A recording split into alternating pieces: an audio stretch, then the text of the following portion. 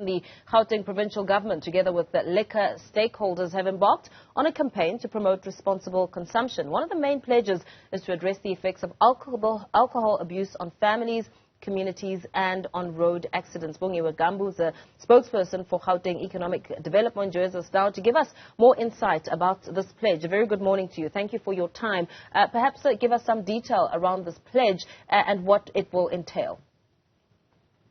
The pledge comes, and good morning, and thank you for having us, but the pledge comes as a result of a lot of consultation that emanated from a summit that was led by the Premier, the Honorable Bongiwe on behalf of the Gauteng provincial government.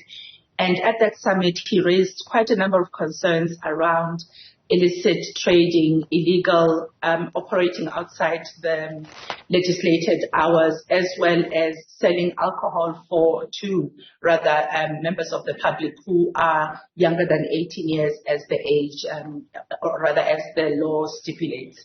So after that, we then started all the consultations with the retailers, with the distributors, as well as the manufacturers and the shipping owners, as well as the intermediaries. And I say intermediaries here because those are the people that play a role between ourselves as the department in the form of the Gauteng Liquor Board, as well as those who are applying for their licenses. So beyond that and after that, rather, we then met this past couple of days where the Premier then, after all these consultations, the pledge being canvassed throughout the sector, we were able to sign all of them up. I think it was about 5 different pledges because they are affecting different parts of our stakeholders, such as your non-profit organizations and faith-based organizations, as well as law enforcement, as well as those who are retailers,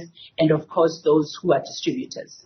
I mean, this is a really transformative journey towards trying to bring some sort of stability in communities. Perhaps let's talk a little bit about the far-reaching impact on communities when it comes to liquor misuse that has pushed you now to ensure that this pledge is enacted. Oh my goodness, it's the far-reaching implications of the misuse and abuse of alcohol are not only seen in the ordinary people or in our communities, they also go as deep as your children who are born with an addiction to alcohol, and there's a syndrome that they then receive from their mothers, who are then while the children, the baby is in vitro, is being exposed to alcohol. But then on top of that, of course, then you have now a generation of young people who believe that entertainment cannot be entertainment without alcohol, and it's not true. But we also as a society need to understand that whatever the young people are doing is a mirror of what is happening within society. So it then begs the question on how responsible are we, but also what are the discussions that we are having with young people and amongst ourselves about how we are using alcohol as a nation, as families, as residents, as communities. I also understand that 800 liquor inspectors will be part of this initiative to jointly work with law enforcement. Of course, that in itself is an important part of the bigger picture, especially looking at how bylaws may not be followed through within some areas, townships alike, where you'll find a liquor outlet near a school or a church. And also concerns have been raised following investigations around cheap alcoholic drinks and vague labels, unspecified contents being sold in townships in violation of liquor laws. How is this team going to help? The first and most important set of and thank you very much for that question.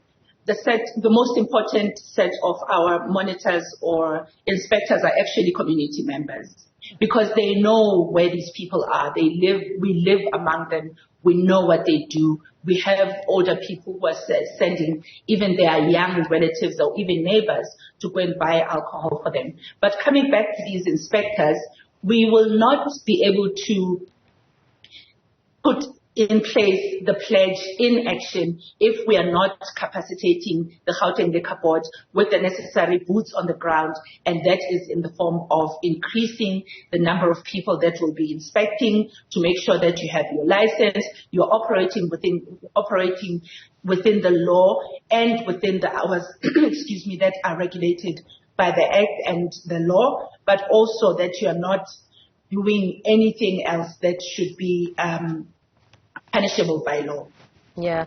The pledge, I mean, there's a lot of negativity around the misuse of liquor, but on the other end, we cannot ignore the fact that it's a business. People get employed. Jobs are created through alcohol and liquor being sold. The industry is massive.